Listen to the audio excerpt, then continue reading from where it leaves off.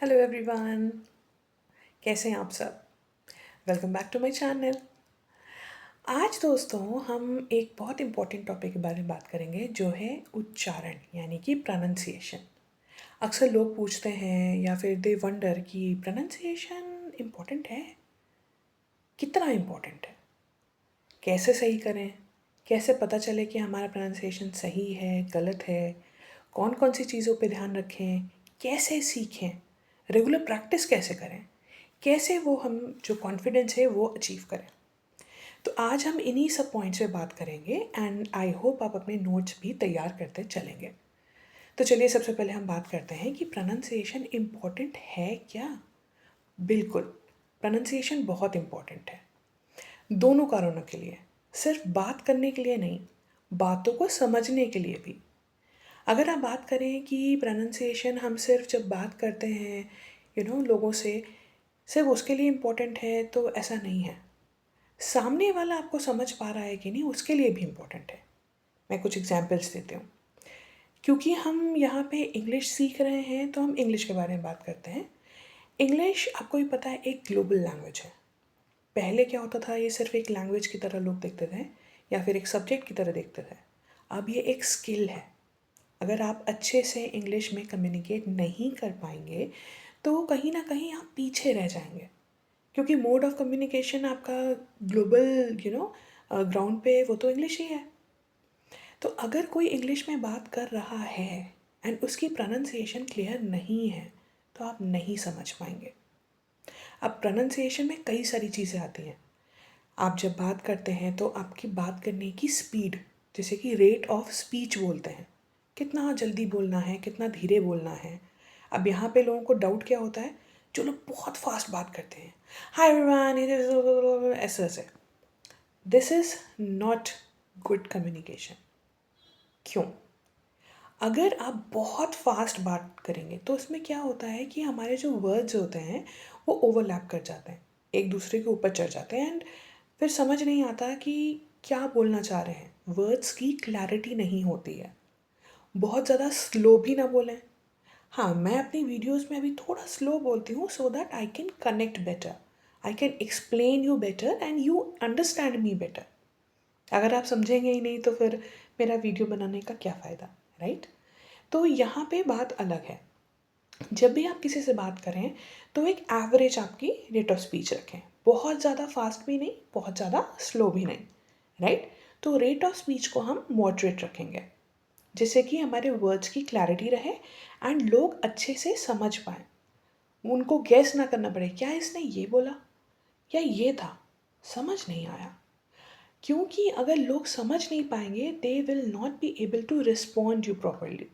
वो ढंग से आपको रिस्पॉन्स दे ही नहीं पाएंगे। तो कम्युनिकेशन में फिर बैरियर आ जाएगा। ना आप समझा पा रहे हैं, ना सामने वाला समझ पा रहा है और ना ही उस हिसाब से आपको जवाब दे पा रहा है।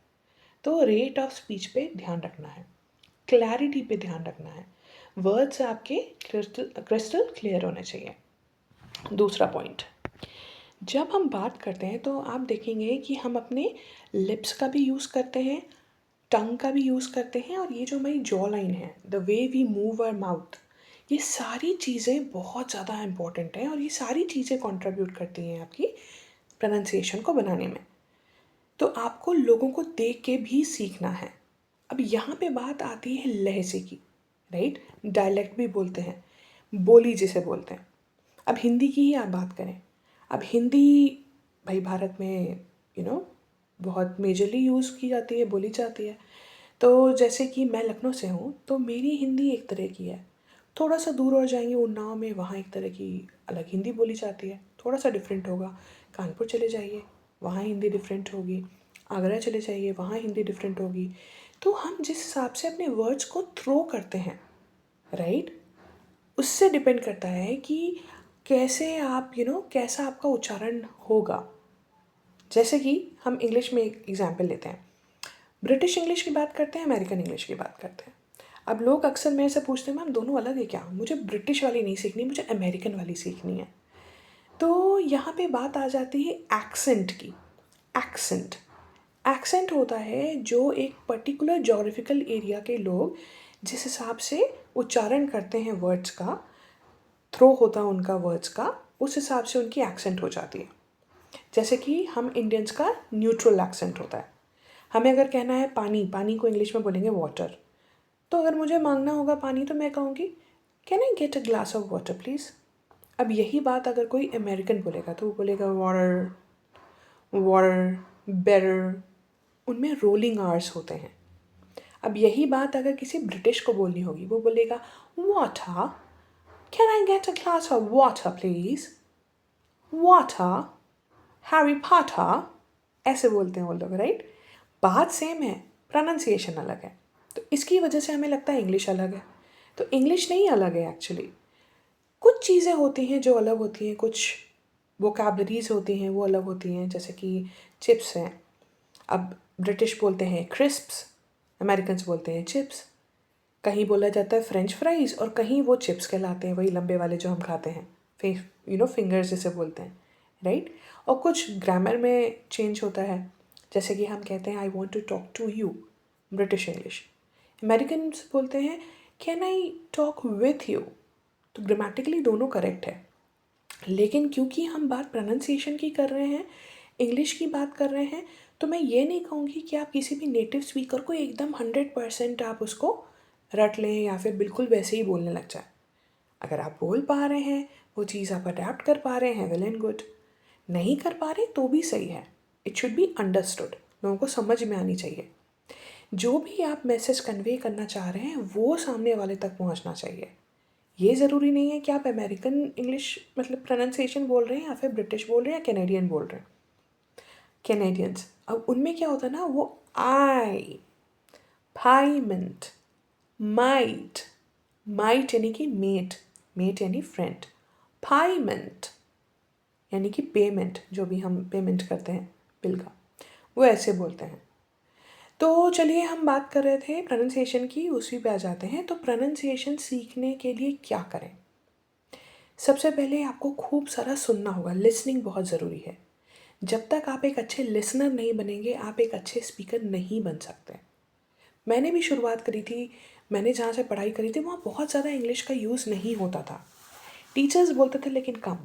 स्टूडेंट्स को बहुत ज़्यादा गुस्सा भी आता था कि यार ये क्या हमेशा इंग्लिश में कटर पटर करती रहती है। मुझे इतनी अच्छी इंग्लिश नहीं आती थी। मैंने क्या किया, जब मैंने सीखा तब इतने ज़्यादा मोबाइल फ़ोन और ये सारी चीज़ें नहीं होती हैं, मतलब नहीं थी, सॉरी।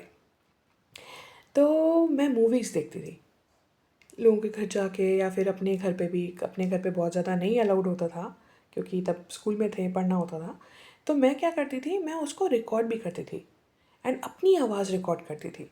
तो आप क्या करें, अपनी आवाज़ रिकॉर्ड करें एंड देन उसको प्ले करके सुने कि कहाँ पे क्या प्रोनाउंसिएशन की आपकी लैकिंग हो रही है, उस पर काम करें, right. Vowel sounds, consonant sounds, ख, ग, अब इनको आपको सुबह सुबह आपको रियाज़ करना है। जैसे गाने का रियाज़ होता है वैसे आपको ज़ोर ज़ोर से बोलना है, राइट। इससे भी आपका बहुत ज़्यादा साफ होगा गला। नेक्स्ट आप करिए कि आप मिरर के सामने बोलिए। इससे आपको दिखेगा कि जब आप बात कर रहे हैं तो आपका ये एरिया कैसे मूव कर रहा है, कौन से अल्फ़ाबेट का प्रोनाउंसिएशन कैसे होगा, राइट। एंड कोशिश करिए कि जो आप देख रहे हैं, सुन रहे हैं, उसको वैसे ही आप बोल पाएँ। इमिटेट करना, मिरर करना, मिरर करना यानी कि जो आप सुन रहे हैं उसको दोहराइए। मान लेते हैं आपने यूट्यूब खोला, उसमें कोई सिंपल सी स्टोरी ले लीजिए। अब आपने एक लाइन सुनी, Once upon a time, there used to be a brave king. He was noble as well. आप क्या करिए, पॉज करिए, रीप्ले करिए एंड देन उसको बोलिए। 3 स्टेप्स, सुनिए, रीप्ले करिए, बोलिए, repeat the procedure and I hope आपका प्रोनाउंसिएशन पहले से बहुत इम्प्रूव होगा। बट येस, जैसे कि आपको पता है practice makes a man perfect, वैसे ही कंसिस्टेंसी यानी कि रोज़ाना निरंतर प्रयास आपको करते रहना है। ये 1 या 2 दिन से आप नहीं अचीव कर सकते। आपके डॉक्टर्स भी बोलते हैं ना, हेल्थ मेंटेन करने के लिए सिर्फ आप 1-2 दिन या 1 हफ्ता, कुछ महीने अगर आप जिम जा रहे हैं तो उससे नहीं होगा। कंसिस्टेंसी, डिसिप्लिन, वो लाइए, रिवाइज़ करिए, प्रैक्टिस करिए एंड आई होप आप मुझे कमेंट सेक्शन में ज़रूर बताएंगे कि आपको ये वीडियो कैसा लगा एंड आपके और कौन कौन से सवाल हैं एंड कौन कौन से ऐसे टॉपिक्स हैं जो आप चाह रहे हैं मैं क्लियर करूँ। Take care till then, bye bye.